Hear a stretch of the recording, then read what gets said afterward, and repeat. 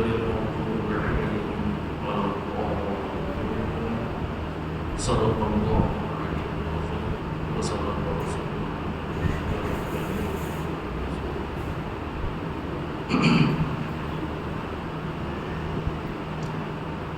أعوذ بالله من الشيطان الرجيم.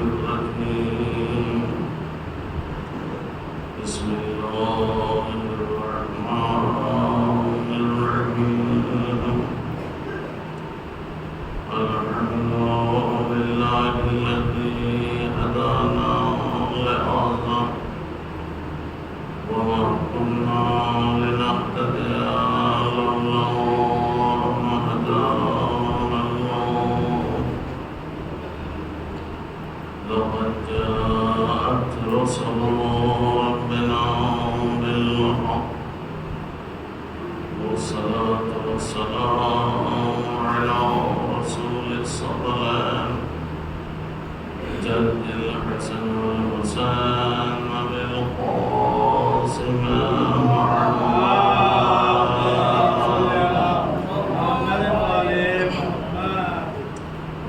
أهل بيته الطيبين الطاهرين المعصومين المظلومين. ولعنة الله على أعدائهم أجمعين من لدنا إلى يوم الدين. أما بعد فقد قال رب سبحانه في كتابه المبين. بسم الله الرحمن الرحيم. إن الدين عند الله الإسلام.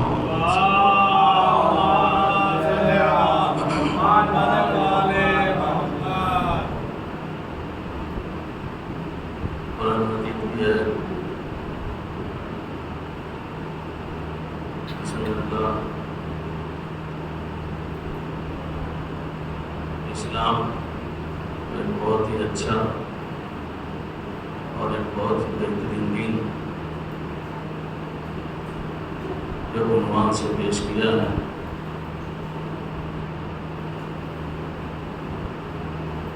یقیناً اسلام ایک اچھا دین ہے اور ایک اچھا مذہب ہے، اور یہ انسان کی ایک بہت بڑی ضرورت ہے. انسان کے پاس اگر دین نہ ہو، انسان کے پاس اگر اسلام نہ ہو تو اس انسان کی کوئی حیثیت نہیں، نہ اس انسان کا کوئی مقام ہے، نہ اس انسان کا کوئی مرتبہ ہے. انسان کی جو قیمت بڑھتی ہے اور انسان کی عظمت میں جو اضافہ ہوتا ہے وہ اسی اسلام کی وجہ سے ہوتا ہے.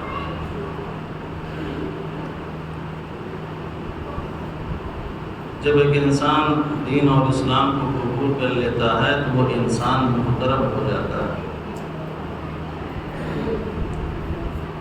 وہ انسان پاک و پاکیزہ اور طیب و طاہر ہو جاتا ہے. اور یہی اسلام اگر کوئی نہ قبول کرے تو وہ انسان ظاہر اور باطن دونوں اعتبار سے وہ نجس ہوگا اور اس انسان کی کوئی حیثیت نہیں ہوتی. آج جو اس پوری دنیا میں مسلمان ایک اچھی نگاہ سے دیکھے جاتے ہیں اور ایک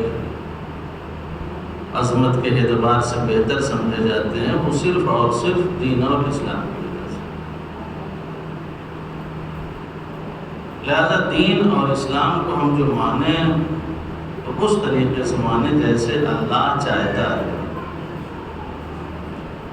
ہم اپنے اعتبار سے دین کو نہ قبول کریں اور اپنے اعتبار سے دین کے اوپر عمل نہ کریں.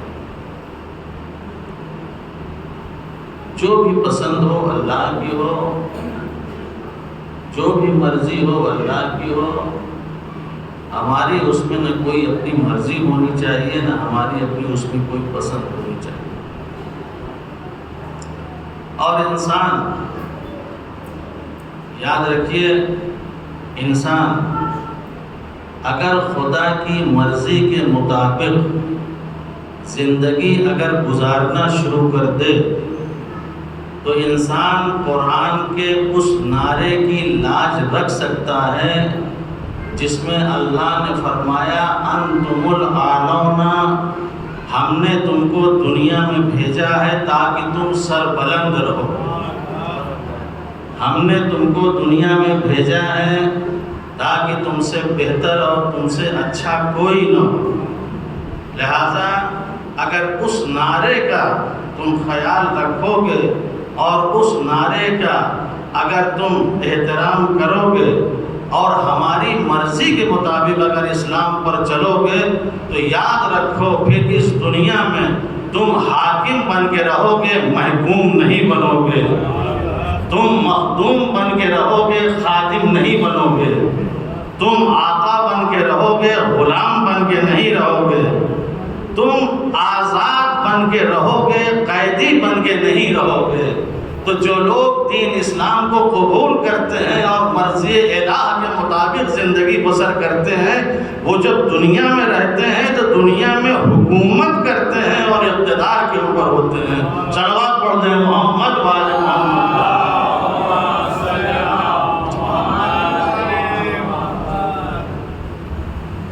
مرضی الہ کے مطابق آپ چلیں، دیکھیں آپ حکومت کریں گے، لیکن جو قوم حکومت کرنے کے لیے آئی تھی، جس نے اسلام حکومت کے لیے قبول کیا تھا، وہ قوم جسے حاکم بننا چاہیے آج وہ محکوم بنی ہوئی ہے، جس کو آقا بننا چاہیے تھا آج وہ غلام بنی ہوئی ہے۔ قرآن کہتا ہے انتم الاعلون، ہم نے اس اسلام کے ذریعے تمہیں بلندی عطا کری، لیکن ہم نے اس اسلام کو نہیں قبول کیا، ہم نے اس دین کو نہیں قبول کیا، ہم نے اس اللہ کو نہیں مانا جس اللہ کو ماننے کے لیے ہم سے کہا گیا تھا۔ اللہ کے بارے میں ہم جانتے کیا ہیں؟ بس یہی ہم اللہ کے بارے میں جانتے ہیں کہ جب ماں باپ نے شروع میں ہم کو یاد کرا دیا کہ اللہ ایک، تو وہی اللہ ایک ہمارا جوانی میں بھی رہتا ہے، وہی اللہ ایک ہمارا ضعیفی میں رہتا ہے۔ اس کی ذات کیا ہے، اس کے صفات کیا ہیں، اس کے کمالات کیا ہیں، یہ تمام چیزیں ہمیں پتہ ہی نہیں ہوتی، جس کی وجہ سے ہم کو جیسے اس دنیا میں زندگی گزارنا چاہیے ویسے ہم زندگی گزار ہی نہیں پاتے۔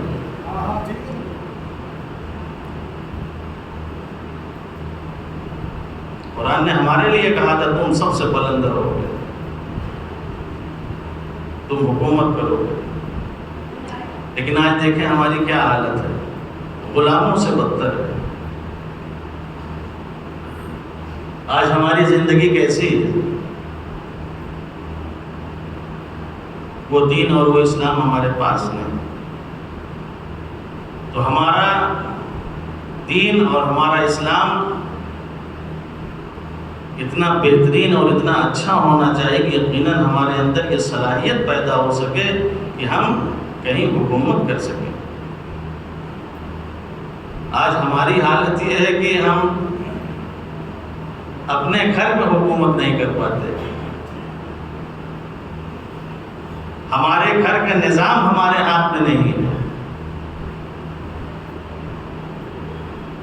قرآن کہتا ہے الرجال قوامون علی النساء، یہ مرد جو ہیں یہ حاکم ہیں۔ آج نظام ہمارے ہاتھ میں نہیں ہے، آج حکومت ہمارے ہاتھ میں نہیں ہے۔ اس اللہ نے انسان کو کیسا بنایا تھا اور کیا ہونا چاہیے تھا، لیکن یہ انسان کیا ہو گیا۔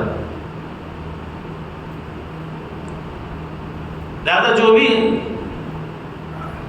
ہم کام کریں سب اللہ کے لیے ہونا چاہیے، ہمیں اپنے لیے کچھ نہیں ہونا چاہیے۔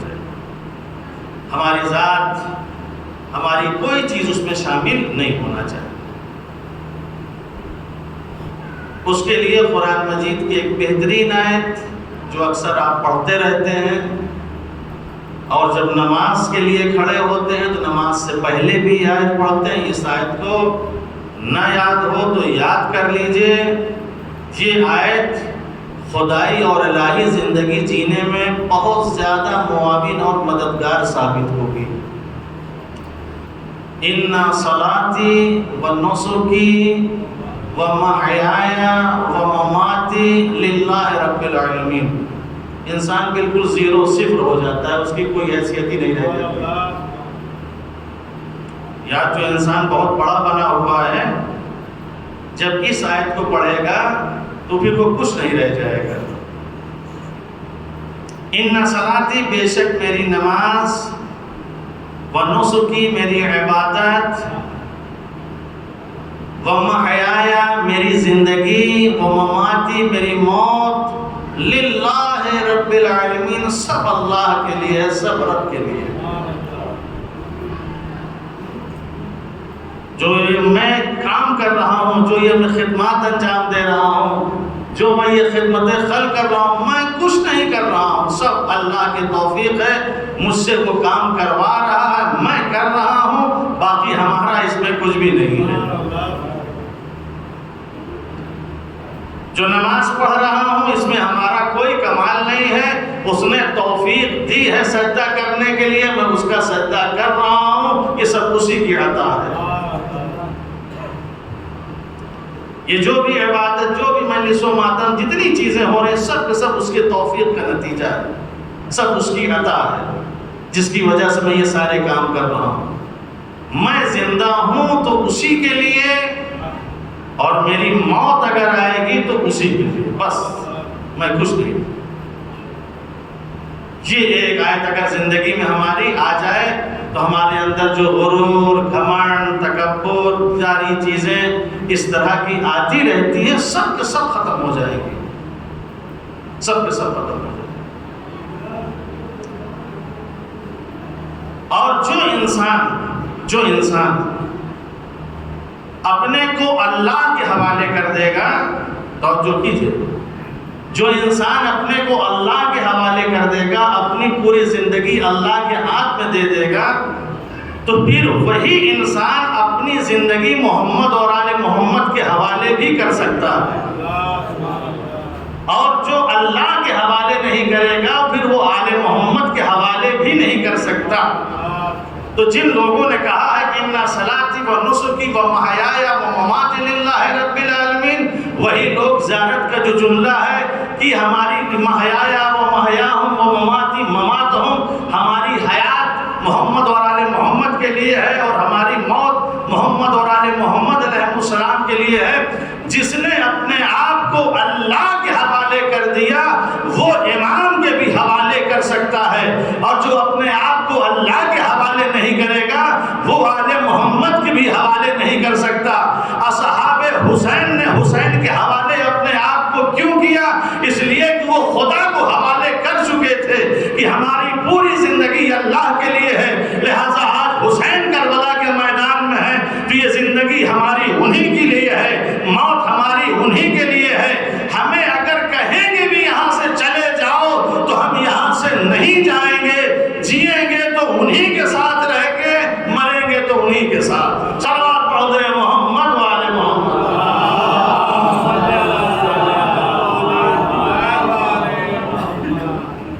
جب انسان اللہ والا ہوتا ہے تو پھر یہ انسان جو بھی کام کرتا ہے اللہ کے لیے کرتا ہے، کبھی بھی اپنی ذات کے لیے نہیں کرتا، کبھی بھی اپنی ذات کے لیے نہیں کرتا۔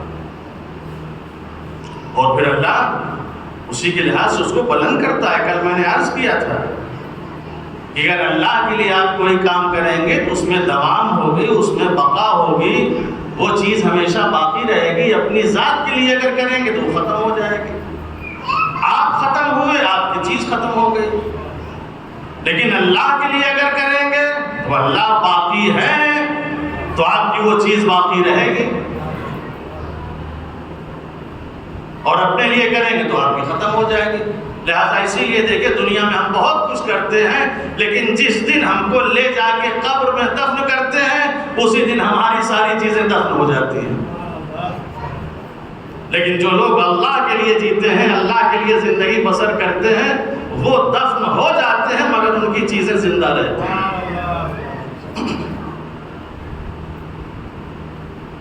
ہم کو نبیوں سے سیکھنا ہے، ہمیں اماموں سے سیکھنا ہے، ہمیں اس پر شہزاد سے سیکھنا ہے کہ واقعی زندگی ہماری کیسی ہونی چاہیے، ہمیں کیا کرنا چاہیے، اپنے لیے کام کرنا چاہیے اللہ کے لیے۔ خود یہ دین آپ دیکھیے، اس دین کو جس نے پائے تکمیل تک پہنچایا اور اس دین کو جس نے ہم تک پہنچایا، اس نبی کی آپ زندگی کو دیکھیے، اس نبی کی زندگی کو دیکھیے کہ اس نے پوری زندگی اس کی دیکھ لیجئے آپ، مکے سے لے کے مدینے تک 40 سال مدینے میں رہے، 40 سال مکے میں رہے، 23 سال مدینے میں رہے، 63 سال کی زندگی گزاری۔ اس 63 سال کی زندگی میں کوئی کام آپ یہ بتا دیجئے کہ رسول اللہ نے اپنے لیے کیا ہو،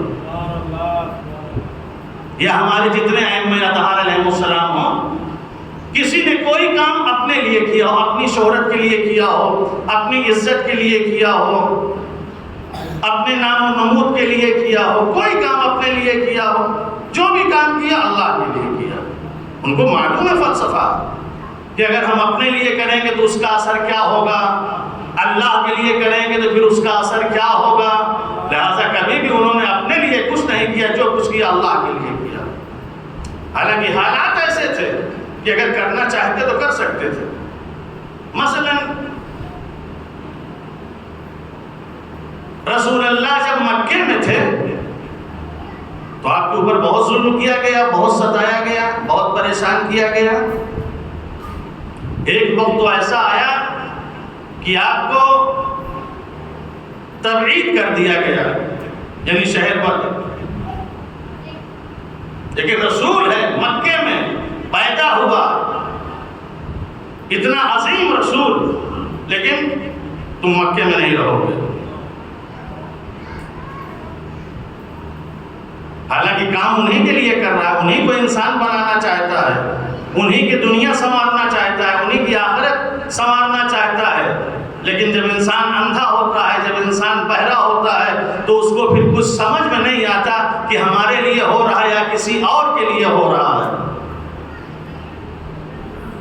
رسول کو تبعید کر دیا 3 سال تک، رسول اللہ شیب ابو طالب میں 3 سال تک تبعید کیا، تحریم کیا، تحریم بھی کیا۔ تحریم یعنی نہ اس رسول کو کوئی لڑکی دے گا، نہ اس رسول کے گھر خاندان سے کوئی لڑکی لے گا، نہ کوئی عورت اسے دے گا، نہ اس کے یہاں سے کوئی عورت لے گا۔ تحریم، اس کو باقاعدہ حرمت کو اس میں لے آئے۔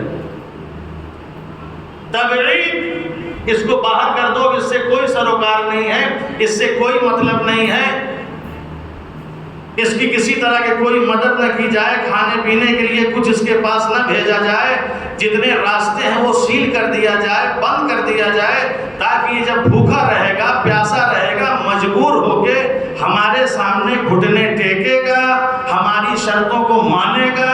لہٰذا جتنا ہو سکا ان لوگوں نے کیا۔ تحریم، نہ لڑکی دینا ہے نہ لڑکی لینا ہے، سب حرام کر دو۔ تبعید، اب یہ اندر نہ شہر میں نہیں آ سکتا، یہ شہر کے باہر کسی طرح کی کوئی مدد نہیں ہوگی۔ کس کے ساتھ یہ سب ہو رہا ہے؟ رسول اللہ کے ساتھ۔ سنیے، غور کریے، ہمیں جو اسلام ملا ہے بڑی آسانی سے مل گیا ہے۔ مسلمان گھرانے میں پیدا ہوئے، مسلمان ہو گئے، اسلامی گھر خاندان میں پیدا ہوئے، ہم مسلمان بن گئے بہت آسانی کے ساتھ۔ یہ دین مل گیا، بہت آسانی کے ساتھ اسلام مل گیا، کچھ نہیں لگا، کوئی محنت نہیں کرنی پڑی، کچھ نہیں کرنا پڑا، آسانی کے ساتھ ہم مسلمان ہو گئے. لیکن رسول نے دیکھیں تبعید کر دیا گیا اس کو شہر سے باہر.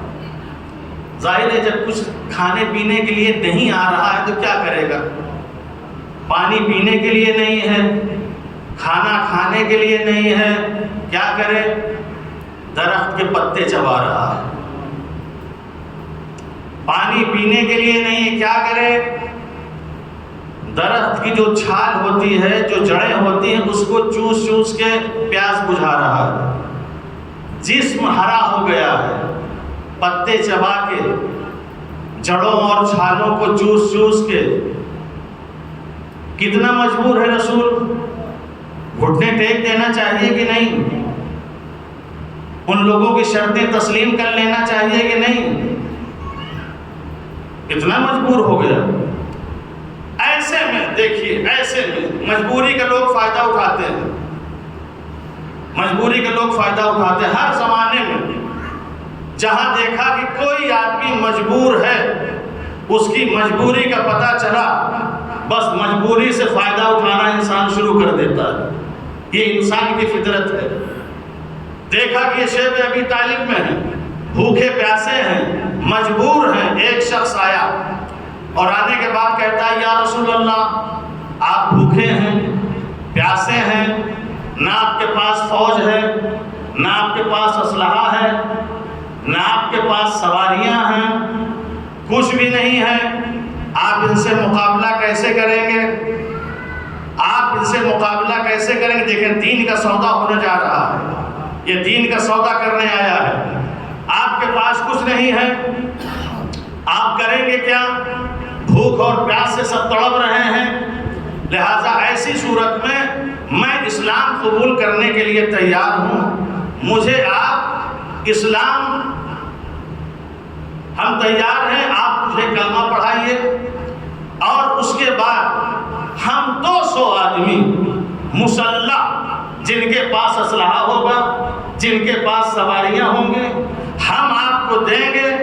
اب آپ کی نصرت کریں گے، آپ کی لوگ مدد کریں گے. دیکھا اتنا بڑا مہربان یہ کہاں سے آ گیا؟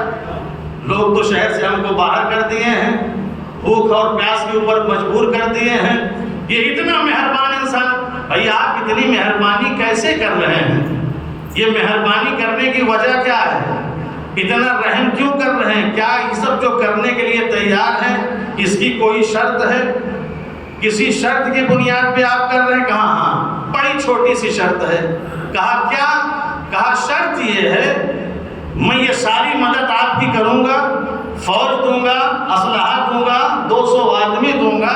صرف شرط اتنی ہے کہ جب آپ اس دنیا سے جانے لگیے تو ہمارے کسی ایک آدمی کو اپنا جانشین بنا دیجئے. جب آپ اس دنیا سے جانے لگے تو ہمارے کسی ایک آدمی کو آپ جانشین بنا دیجئے، جو دین اور اسلام کی باغ ڈور سنبھالے، جو دین اور اسلام کو چلائے، اس کے تمام امور کو نافذ کرے. جیسے ہی یہ شرط لگانی تھی، ویسے ہی رسول اللہ نے کہا اٹھو اور اٹھ کے یہاں سے چلے جاؤ. نہ ہمیں تمہارے آدمی چاہیے، نہ تمہارا اسلحہ چاہیے، نہ تمہاری سواری چاہیے، ہمیں کچھ نہیں چاہیے. جتنے صحابی تھے وہ تو خوش ہو گئے تھے کہ اب ہماری مشکل آسان ہو گئی، اب رسول اللہ قبول کر لیں گے، ہم شیب ابی طالب سے باہر آ جائیں گے، ہماری زندگی اچھی ہو جائے گی. رسول اللہ نے واپس کر دیا. فوراً ان لوگوں نے پوچھا یا رسول اللہ آپ نے یہ کیا کر دیا؟ اچھا بھلا آدمی آیا تھا، ہماری نصرت کے لیے تیار تھا، ہماری نصرت اور مدد کے لیے آمادہ تھا، آپ نے اس کو بھیج دیا، آپ نے اس کو واپس کر دیا.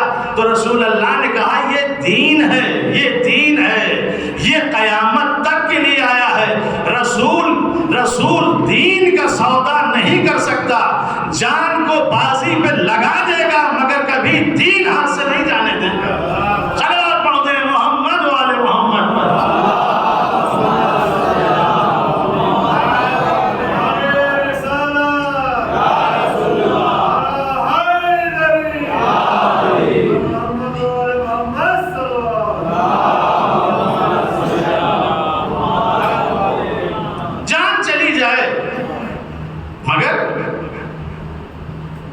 دین کو ہاتھ سے نہیں جانے دوں گا، اسلام کو ہم ایسے نہیں چھوڑ دیں گے، ہم اس دین کے اوپر مر جائیں گے، دین کے اوپر مٹ جائیں گے، مگر دین کو ہم اتنی آسانی سے نہیں جانے دیں گے۔ ہمیں یہ سب کچھ نہیں چاہیے، ہمیں صرف اور صرف دین چاہیے۔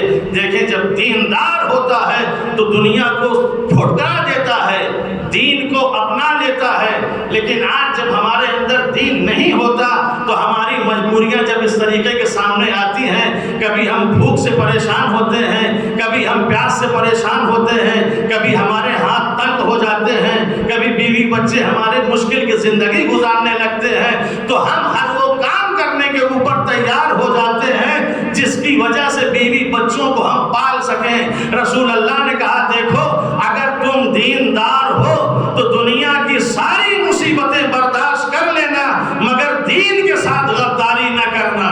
صلوات پڑھو دیں محمد وآل محمد۔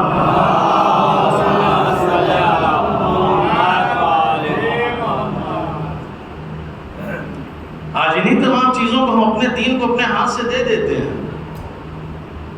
کیا کرتے بچے بھوکے تھے، اگر چوری نہ کرتے تو کیا کرتے؟ گھر کے حالات اچھے نہیں تھے، ہم لوگوں کو فریب اور دھوکہ دے کے نہ کماتے تو اور کیا کرتے؟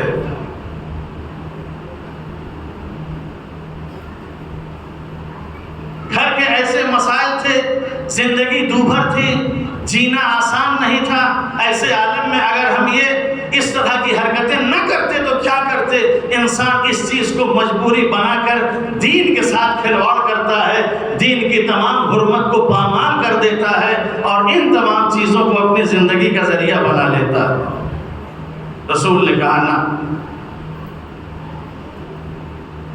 ہمارے پاس پانی نہیں ہے صحیح ہے، ہمارے پاس کھانا نہیں ہے صحیح ہے، سب کچھ صحیح ہے، مگر ہم کبھی بھی دین کے ساتھ سودا نہیں کر سکتے،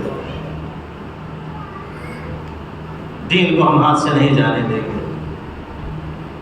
جس طریقے سے رسول اللہ نے دین کے ساتھ سودا نہیں کیا اور دین کو ہاتھ سے نہیں جانے دیا، ویسے ہی امام حسین علیہ السلام نے ہر طرح کی قربانی، ہر طرح کی قربانی پیش کر دی، مگر دین کے اوپر آنچ نہیں آنے دی۔ جب دیندار لوگ ہوتے ہیں تو ایسے ہوتے ہیں، قربانیاں دے دیتے ہیں، جان دے دیتے ہیں، مگر دین کی ایک چیز کو ادھر سے ادھر نہیں کرتے، چاہے وہ دیندار گھر کے مرد ہوں، چاہے دیندار گھرانے کی عورتیں ہوں۔ ایسے عالم میں تو انسان اپنے آپ کو سرنڈر کر دیتا ہے اور بہت کچھ کرنے کے لیے تیار ہو جاتا ہے۔ کربلا کے میدان میں امام حسین علیہ السلام تھے اور بہت سے آپ کے ساتھی تھے، بھائی تھے۔ اس وقت ایک پھر بھی ہمت تھی، حوصلہ تھا۔ امام حسین علیہ السلام نے بہت کچھ کربلا میں کیا، لیکن کربلا کے بعد اب تو کوئی نہیں ہے۔ جناب زینب سلام اللہ علیہ ہیں،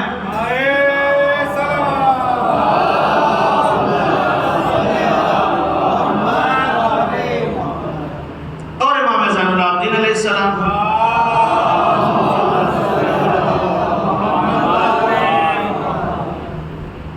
ایک عورت کیا کر سکتی ہے اور ایک مرد جس کے ہاتھ میں ہتھکڑی ہو، پیر میں بیڑی ہو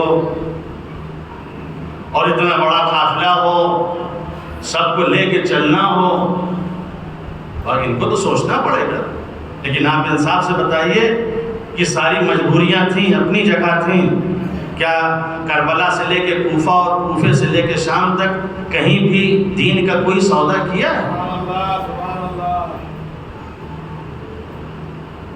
کسی بچے کو بتا دیجئے، کسی بڑے کو بتا دیجئے، جو اس میں عورتیں تھیں کسی عورتوں کو آپ بتا دیجئے کہ کبھی نے کسی چیز کا سودا کیا؟ نہیں کیا۔ تو پھر ہم عزاداری کر کے ہم دین کا سودا کیوں کرتے ہیں؟ ہم دین کو کیوں بڑی آسانی سے چھوڑ دیتے ہیں؟ ہم دین کو بڑی آسانی سے کیوں رہا کر دیتے ہیں جب ہم نے کسی کو نہیں دیکھا اپنے رہبر میں، چاہے وہ 1,24,000 انبیاء ہوں، چاہے یہ 12 امام ہوں، چاہے اس کے بعد یہ شہداء کا جو سلسلہ ہے یہ لوگ ہوں، چاہے اسیروں کا سلسلہ ہو، ان میں سے کوئی بھی ایک جب دین کے ساتھ کسی طرح کا کوئی کچھ کرنے کے لیے تیار نہیں ہے تو پھر ہم عزادار بھی ہیں، مسلمان بھی ہیں، سب کچھ ہیں، تو ہم یہ سب کرتے کیوں کرتے ہیں؟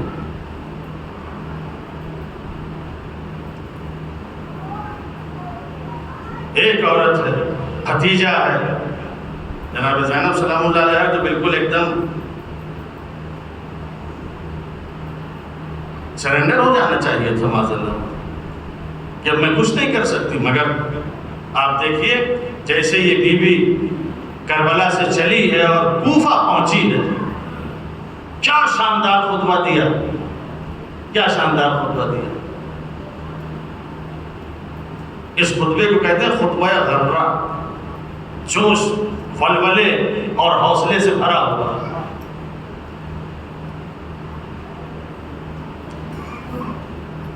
لیکن یہ جوش، یہ ولولہ، یہ کہاں سے آیا؟ یہ کہاں سے آیا؟ جو کوفیوں کو خطاب کر کے کہہ رہی یا اہل الکوفہ یا اہل القتل والغدر والخزل والمکر، یہ جو اتنی بے دردی کا اور اتنی اس کے ساتھ جو ان کوفیوں کو جھنجھوڑا ہے، یہ کہاں سے اتنی ہمت، کہاں سے اتنا جوش، کہاں سے یہ ولولہ پیدا ہوا؟ جبکہ کربلا میں اس کے 5 یا 6 بھائی مارے گئے، 2 بیٹا مارا گیا، اصحاب شہید کیے گئے، اعزہ شہید کیے گئے، ساری مصیبتیں، ساری تکلیفیں برداشت کر کے آئی ہیں۔ ٹوٹ جانا چاہیے تھا، ہمت ہار جانا چاہیے تھا، زبان سے آواز کیسے نکل رہی تھی، کس لہجے میں یہ گفتگو کیسے کر رہی تھی، یہ سب قوت کہاں سے آ رہی تھی، طاقت کہاں سے آ رہی تھی؟ اسی لیے کہتے ہیں جسم کو پروان نہ چڑھائیے، روح کو پروان چڑھائیے۔ جسم انسان کا ہار جائے گا لیکن روح انسان کی نہیں ہارے گی۔ جب انسان کے ارادے پختہ ہوتے ہیں تو انسان اس کے ساتھ چاہے جو کچھ بھی کرے اسی انداز سے بولے گا جیسے پہلے بولتا تھا۔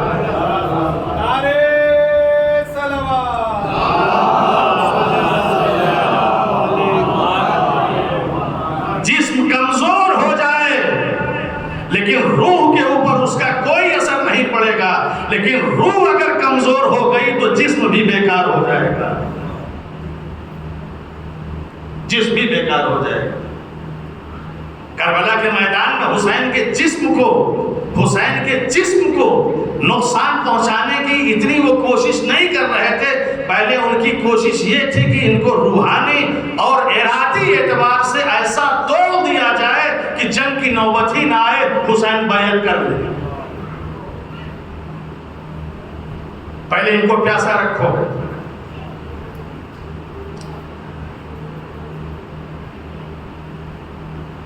پہلے نفسیاتی حملے کرو، ہر اعتبار سے ان کو توڑ دو پہلے، تاکہ یہ خود جھک جائیں، خود بیعت کرنے کے اوپر آمادہ اور تیار ہو جائیں کہ میں بیعت کرنے کو تیار ہوں۔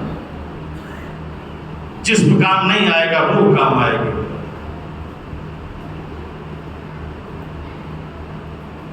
راوی کہتا ہے جناب زینب یہ علی کی بیٹی جس وقت کوفے میں پہنچی اور کوفیوں کو معلوم ہو گیا تھا کہ قافلہ آ رہا ہے، تمام کوفے والے جمع ہو گئے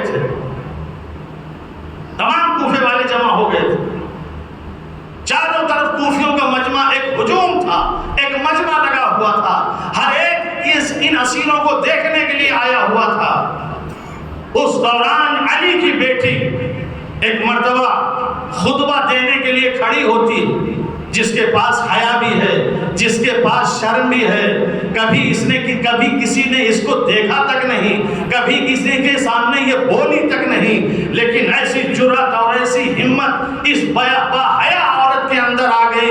ایک مرتبہ جو کوفی آپس میں باتیں کر رہے تھے، شور مچا رہے تھے، چاروں طرف بوغا مچائے ہوئے تھے، اونٹوں کے گھنٹیوں کی آوازیں آ رہی تھی، ایک مرتبہ علی کی بیٹی کہتی، اے اہل کوفہ کہ ایسے چپ ہوئے، علی کی ایک بیٹی کی ایک آواز پہ ایسا چپ ہوئے، ایسا خاموش ہوئے کہ بالکل سناٹا چھا گیا۔ وہ اونٹ کی گھنٹیاں جو بج رہی تھی، اونٹ کی گھنٹیاں بجنا بند ہو گئی، اور پھر جب خطبہ دینا شروع کیا، راوی کہتا ہے کہ جب یہ خطبہ دے رہی تھی، جب یہ خطبہ دے رہی تھی، وہ فصاحت، وہ بلاغت اور وہ انداز تھا کہ ایسا لگ رہا تھا کہ علی ابن ابی طالب خطبہ دے رہے ہیں۔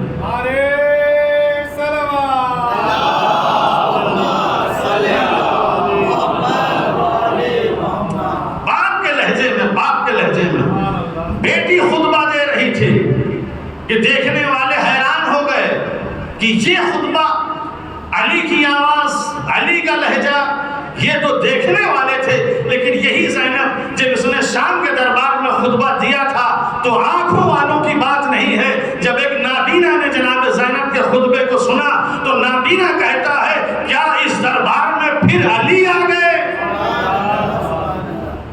جو آج خطبہ دے رہے ہیں؟ یہ نابینا ہے، یہ دیکھ نہیں رہا ہے خطبہ کون دے رہا ہے، خطبہ علی کی بیٹی دے رہی ہے، لیکن نابینا کہہ رہا ہے کیا علی آ گئے جو آج اس انداز سے خطبہ دے رہے ہیں؟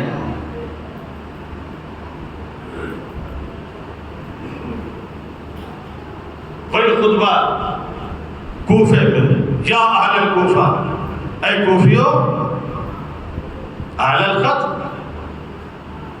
اے فریب دینے والوں، اے دھوکہ دینے والوں۔ کل میں نے کہا تھا جرأت چاہیے برے کو برا کہنا۔ آج مشکل یہ ہے برے کو برا کہنا، کیا ہم حق کو حق نہیں کہہ پا رہے ہیں؟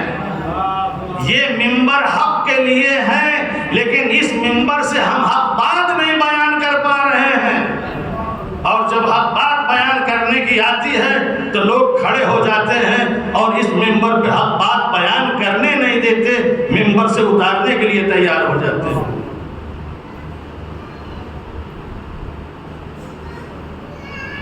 ہمت چاہیے، جرأت چاہیے۔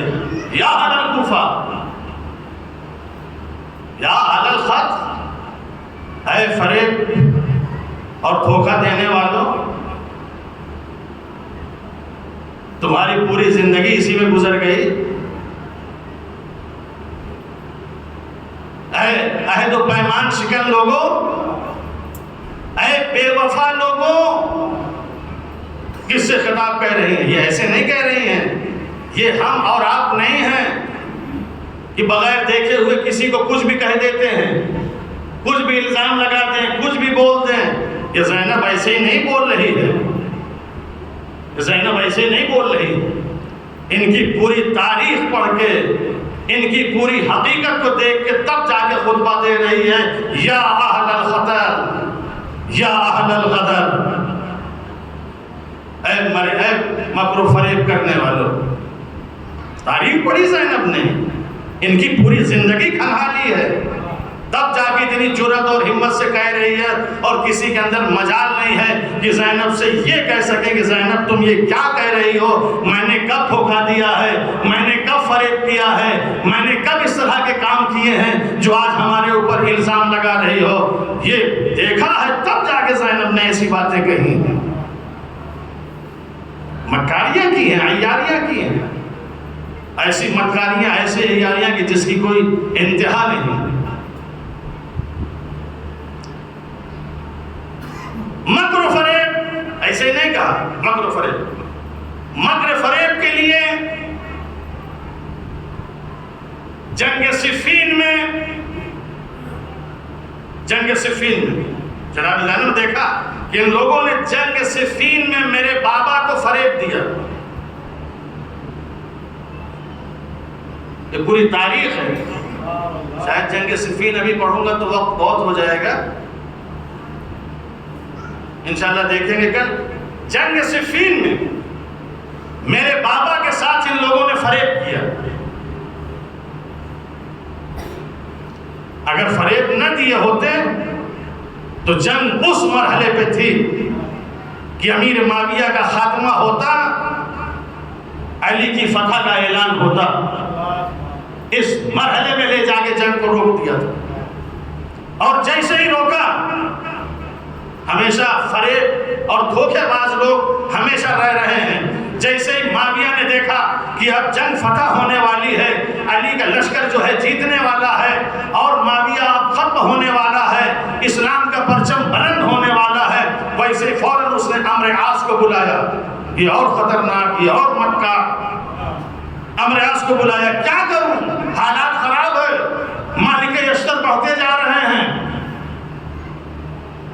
قریب ہے کہ میرے خیمے پہ آ جائیں، ہمارا خاتمہ کر دیں. ایسے عالم میں کیا کیا جائے؟ کہا ایک چال چلو، یہ جو علی کے ساتھ آئے ہیں، جو علی علی کہہ رہے ہیں، ان میں سب عالم نہیں ہیں، ان میں سب پڑھے لکھے نہیں ہیں، یہ جاہل بھی آئے ہیں. جاہلوں کو بہکانا، باپ دادا کے دین کے اعتبار سے ان کو لے کے چلنا اور ان کو دھوکے میں بڑی آسانی کے ساتھ لایا جا سکتا ہے، علی سے دور کیا جا سکتا ہے اور علی کو شکست، علی کو فتح سے روکا جا سکتا ہے. کہا کیا کیا جائے؟ کہا یہ بھولے بھالے مسلمان علی کے ساتھ آئے ہیں.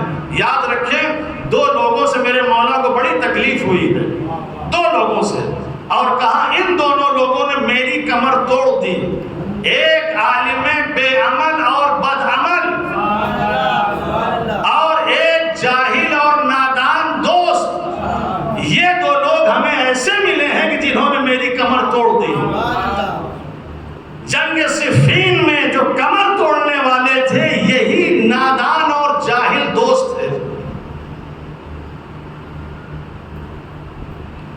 بڑی آسانی کے ساتھ ان کو گمراہ کیا جا سکتا ہے، بڑی آسانی کے ساتھ ان کو بہکایا جا سکتا ہے. دیکھا جب مالک اشتر آگے بڑھتے چلے جا رہے ہیں، ایک مرتبہ امیر شام عمرو عاص کو بلا کے آپس میں مشورہ کرتا ہے. مشورہ کرنے کے بعد کہا یہ چال چلو، اس طرح سے دھوکہ دیا جا سکتا ہے. کہا کیا؟ کہا قرآن کو نیزے پہ بلند کر دو، قرآن کو نیزے پہ بلند کر دو. قرآن کو نیزے پہ بلند کیا گیا. جیسے قرآن کو نیزے پہ بلند کیا گیا، علی علیہ السلام کے ساتھ جو بے وقوف اور نادان دوست ساتھ آئے ہوئے تھے، دیکھا قرآن، ارے ہم تو قرآن ہی کے لیے لڑ رہے ہیں اور یہ قرآن اس نے حکم کے لیے، فیصلے کے لیے نیزے پہ بلند کیا ہے، لہٰذا بڑھتی ہوئی تلواروں کو روک لیا. علی علیہ السلام واقعاً کہہ رہے ہیں میرے چاہنے والوں، جہالت کے اندھیرے میں زندگی نہ جیو، نہیں جو آج ان لوگوں نے میرا حال کیا ہے، آج جو مجھے اس راہ پہ لا کے چھوڑا ہے، قیامت تک ہمارے دین اور ہمارے اسلام کے ساتھ یہی ہوگا، ہمارے دین کے ساتھ یہی ہوگا.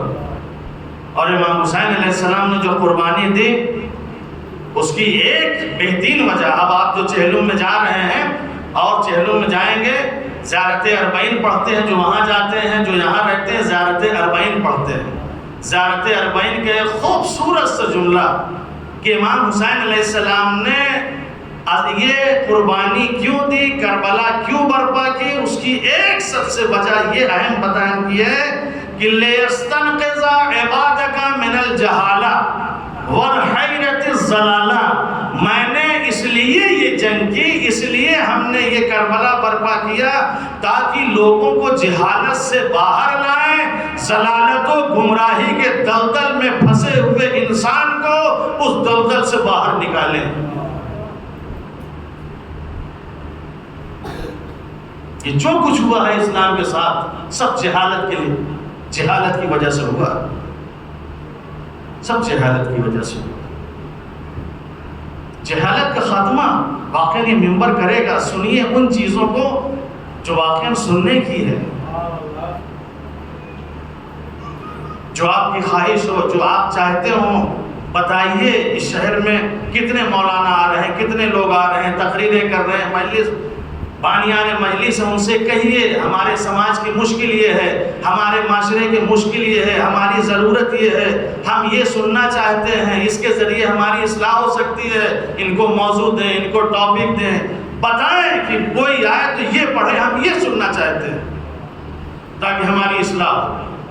تاکہ ہم ایک اچھی زندگی جیے، ایک اچھی موت مرے. بتائیے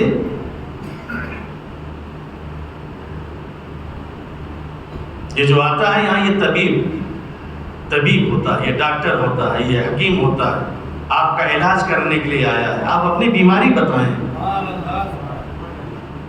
آپ اپنی بیماری بتائیں، آپ کو ہوا کیا ہے، آپ کس مرض میں مبتلا ہیں، آپ بتائیے. دوائیں تجویز کی جائیں گی، وہ چیزیں آپ کے سامنے بیان کی جائیں گی. آپ روحانی اعتبار سے قوی ہوں گے، روحانی اعتبار سے مضبوط ہوں گے، سماج اچھا ہوگا. معاشرہ جب صحت مند ہوں گے، دیکھیں جب صحت مند ہوتے ہیں گھر میں سب کتنی خوشحالی ہوتی ہے، کتنا اچھا لگتا ہے، چاروں طرف خوشیاں ہی خوشیاں نظر آتی ہیں. روحانی اعتبار سے اگر ہم سب کے سب اچھے ہو گئے، ہمارا سماج و معاشرہ کتنا خوشحال ہوگا، ہم کتنے اچھے ہوں گے. لہذا آپ اپنی مشکل بتائیے، پریشانی بتائیے کیا ہے. تو یہ واقعاً امام حسین علیہ السلام نے کہا لِيَسْتَنْقِذَ عِبَادَكَ مِنَ الْجَهَالَةِ، ہم نے جو قربانی دی ہے لوگوں کو جہالت سے نکالنے کے لیے، لوگوں کو ضلالت میں جو پھنسے ہوئے ہیں ان کو ان سے نکالنے کے لیے. یہ سیدھے سادھے بھولے بھالے لوگ جو تھے، ان کی وجہ سے جب قرآن کو نیزے پہ بلند کیا فوراً دھوکے میں آ گئے. اب ہم جنگ نہیں کریں گے، تلوار روک لی. کہا یہ فیصلے کے لیے ہے. یہ مولا نے کہا نہ، ہم اسی کے لیے جنگ لڑ رہے ہیں. یہ ہمیں فریب دینا چاہتے ہیں، یہ تمہیں دھوکہ دے رہے ہیں. یہ قرآن سے ان کا کوئی واسطہ نہیں ہے، قرآن سے ان کا کوئی سروکار نہیں ہے. یہ جو اس وقت یہاں بلند کیے ہیں صرف اور صرف ایک کاغذ ہے، ایک تفتی کے اندر کاغذ کے ٹکڑے ہیں جو نو کے نیزے پہ ان لوگوں نے بلند کیا ہے. اسے قرآن نہ سمجھو، قرآن کے لیے ہم لڑ رہے ہیں، یہ نہیں لڑ رہے ہیں. اب ان کو کیا معلوم، جب پڑھے لکھے ہیں ہی نہیں ہے، ایک تفتی ہے اس میں وہ ہے، کہیں گے تو قرآنی ہے قرآنی، مگر جو حقیقت جس کے لیے جنگ ہو رہی ہے وہ نہیں ہے. آگے جہالت ہے انسان، کہا نہیں ہم جنگ نہیں کریں گے.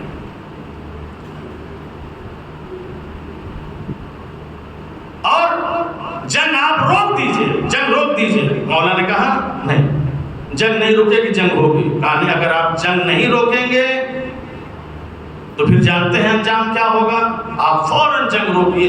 مالک اشتر بالکل قریب پہنچ گئے تھے، معاویہ کے قریب بالکل قریب پہنچ گئے تھے. فوراً مولا کائنات نے دیکھ کتنا واقعاً کیا اس وقت مولا کی کیفیت رہی ہوگی. فوراً ایک شخص کو بھیجا، جاؤ مالک سے کہہ دو جنگ روک دیں ورنہ اب خطرہ ہے، یہ لشکر جو ہے بغاوت کر جائے گا، یہ میرے اوپر حملہ کر دے گا، لہٰذا مالک سے کہو روک دیں. فوراً جو ہے مالک کے پاس گئے، کہا مالک رک جاؤ.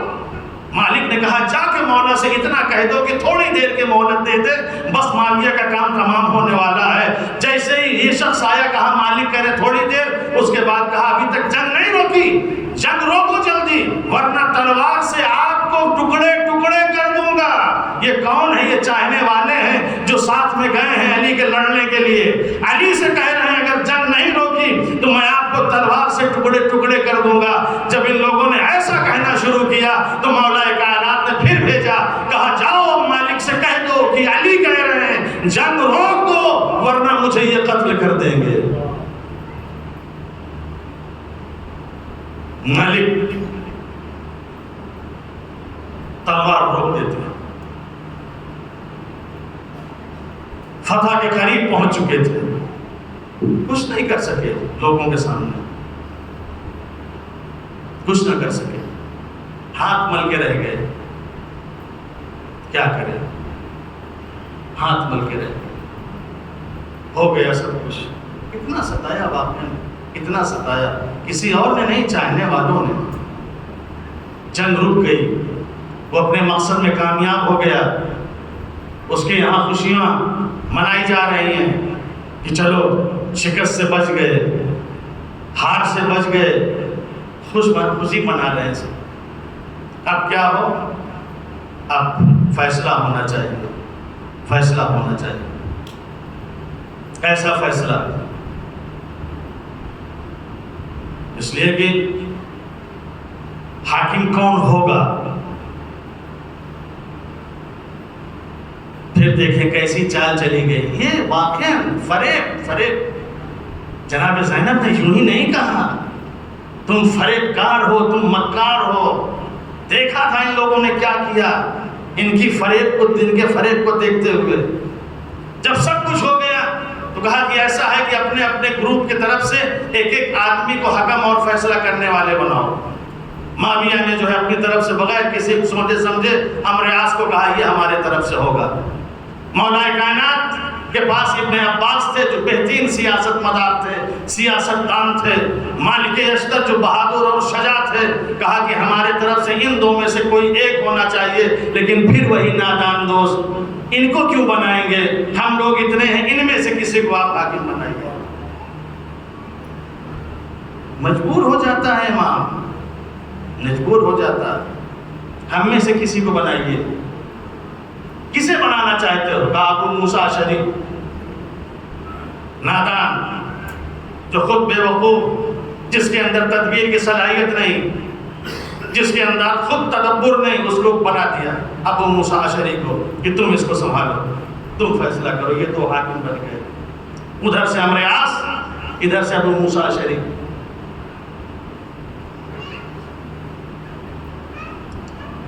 کتنی بڑی سازش، کتنی بڑی چال، کتنا بڑا فریب، اور جیسے یہ دونوں حاکم قرار پائے، ان دونوں کو قریب تم لوگ آپس میں باتیں کرو۔ عمرو عاص اور ابو موسیٰ اشعری ان دونوں نے آپس میں باتیں کرنا شروع کی۔ کہا کہ ایسا دیکھیں عمرو عاص کتنا واقعا یہ نیرن، کتنا یہ فریب کار تھا۔ یہ ابو موسیٰ اشعری سے کہتا ہے کہ ایسا ہے ہم لوگوں کو کرنا یہ چاہیے امت کے حق میں فیصلہ اور امت کے اچھائی اور بھلائی کو دیکھتے ہوئے کہ نہ ہم علی کو حاکم بنائیں نہ معاویہ کو، دونوں کو ہٹا دیا جائے، دونوں کو ہٹا دیا جائے، نہ علی کو نہ معاویہ کو، کسی کو نہیں۔ ایک تیسرے آدمی کا انتخاب کیا جائے۔ تیسرا آدمی کون؟ عمرو عاص کہتا ہے لیکن سب کیسا پلان بنایا ہوا تھا، کیسا دماغ چل رہا تھا۔ کہا کس کو بنایا جائے؟ ابو موسیٰ اشعری کا داماد عبداللہ ابن عمر۔ کہا اس کو، خوش ہو گیا وہ، تو اس سے اچھی بات کیا ہو سکتی، کسی تیسرے کو خلیفہ اور کسی تیسرے کو حاکم بنایا جائے، خوش ہو گیا، صحیح ہے۔ کہا ٹھیک ہے، اب ہو گیا تو اب اس کا اعلان کیسے کیا جائے؟ عمرو عاص دیکھیں کتنا واقعاً بدماش۔ عمرو عاص کہتا ہے کہ ایسا ہے آپ بزرگ ہیں، آپ کی داڑھی سفید ہے اور آپ کا بڑا احترام ہے، آپ کی بڑی عزت ہے، پہلے آپ جائیے، پہلے آپ جائیے، آپ منبر پہ جا کے اپنا فیصلہ سنا دیجئے، اس کے بعد میں فیصلہ سناؤں گا۔ ابو موسیٰ اشعری بیوقوف اٹھے، گئے منبر پر، اور منبر پر جانے کے بعد کہتے ہیں کہ میں امت کی صلاح اور فلاح اور یہ ساری چیزیں دیکھتے ہوئے یہ داہنے ہاتھ سے انگوٹھی اتاری، اور اتارنے کے بعد کہا کہ ہم نے علی کو معزول کر دیا، یہ حاکم بننے کے لائق نہیں، ہم نے معزول کر دیا۔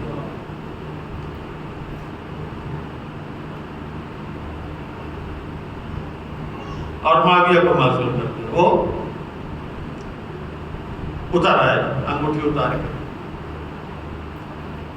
جب یہ اتر آئے، اب عمرو عاص آیا منبر پہ، اس نے انگوٹھی کو اتاری، اور اتارنے کے بعد دائیں ہاتھ سے اتاری، بائیں ہاتھ میں پہن کے کہتا ہے کہ پہلی چیز تو ہم نے علی کو اس سے جو ہے بے دخل کیا، لیکن اب یہ جو میں انگوٹھی اتار کے داہنے میں بائیں ہاتھ میں پہن رہا ہوں، یہ کہ ہم نے معاویہ کو حاکم بنا دیا۔ اب یہ جو بیوقوف لوگ تھے اب یہ ہاتھ مل رہے ہیں، ہم نے کیسے فیصلہ کر لیا اور کیوں ہم نے ابو موسیٰ کو بنا دیا، ابو موسیٰ کو نہیں بنانا چاہیے تھا، کتنی بڑی غلطی ہو گئی۔ لیکن پھر بھی ان کی بیوقوفی دیکھیں کہ ہم نے غلطی کی ہے، لہٰذا اب اس غلطی کی توبہ، علی تم بھی توبہ کرو، تم بھی اس میں شامل تھے، اتنا مجبور کر دو، علی تم بھی توبہ کرو، ہم بھی توبہ کرتے ہیں، تم بھی توبہ کرو۔ مولا کائنات نے کہا کہ توبہ اچھی چیز ہے، استغفار اچھی چیز ہے، استغفر اللہ من کل ذنب و اتوب الیہ، کہا ایسے نہیں، آپ یہ کہہ کے توبہ کریے کہ ہم نے یہ غلط فیصلہ کیا، غلط آدمی کو ہم نے بٹھایا، اس کی ہم توبہ کر رہے ہیں۔ امام علی میں نے تو نہیں کیا تھا، تم لوگوں نے کیا تھا، تم توبہ کرو، ہم سے کیا مطلب، ہم سے کیا مطلب، تم لوگوں نے یہ کام کیا، تم توبہ کرو۔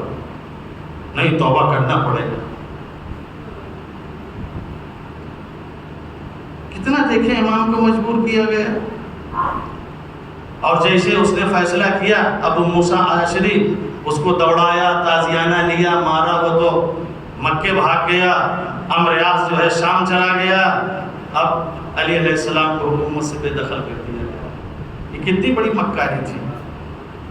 جناب زینب اسی مکاری اور اسی دھوکے بازی اور اسی فریب کو کہہ رہی تھی، یا اہل الخطر، اے فریب کارو، تم نے میرے باپ کے ساتھ فریب کیا، تم نے میرے بھائی کے ساتھ، حسن کے ساتھ، جب مولا کی شہادت کے، میرے بابا کی شہادت کے بعد جب امام حسن علیہ السلام کے ہاتھ پر بیعت ہو رہی تھی، تم لوگوں نے ہجوم کیا، تم لوگوں نے میرے بھائی کو چھوڑ دیا تھا، میرا بھائی تنہا رہ گیا، خیمے پر حملہ کیا، اس کے ران پہ تم نے چاقو مارا، کیا ہمیں وہ تمہارے سیاہ کارنامے نہیں یاد؟ جب میرا بھائی مکے میں حسین آیا، تم نے 12,000 خط لکھے، اور 12,000 خط لکھنے کے بعد کہا کہ تم چلے آؤ، ہم جان و مال کی حفاظت کریں گے، عراق میں ہم تمہیں پناہ دیں گے۔ ہم نے مسلم ابن عقیل کو بھیجا، مسلم ابن عقیل گئے، 18,000 لوگوں نے بیعت کی، لیکن اس بیعت اور اس پیمان کو تم نے توڑ دیا، کیا مجھے یاد نہیں ہے؟ میرے بھائی سے تم نے کہا تھا کہ آؤ تم، ہم وعدہ کرتے ہیں تمہارا خیال رکھتے ہیں۔ میرا بھائی کربلا میں آیا، تمام اصحاب کے ساتھ تم نے اس کو مارا، اس کو شہید کیا، ہم کو آج اسیر کر کے یہاں تک لے آئے، ہم بھول گئے؟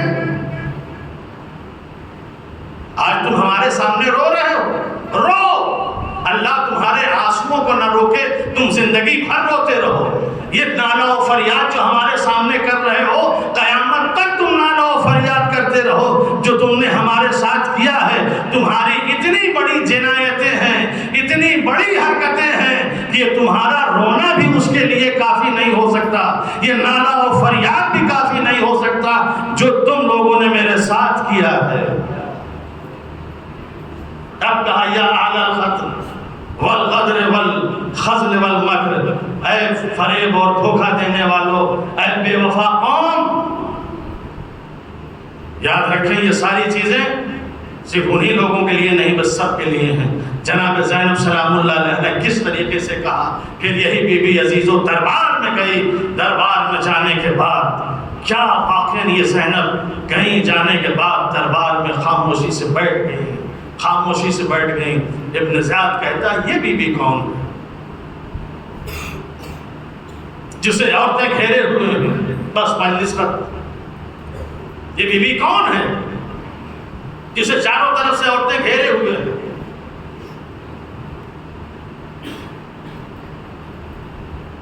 کہا، یہ علی کی بیٹی زینب ہے۔ کس طریقے سے زینب دربار میں لے جائیں گئی، ابن زیاد کے سامنے یہ بیوی بیٹھی ہوئی، کہا یہ علی کی بیٹی زینب ہے۔ کہا اچھا، کہا حسین کا سر کہاں ہے، منگاؤ۔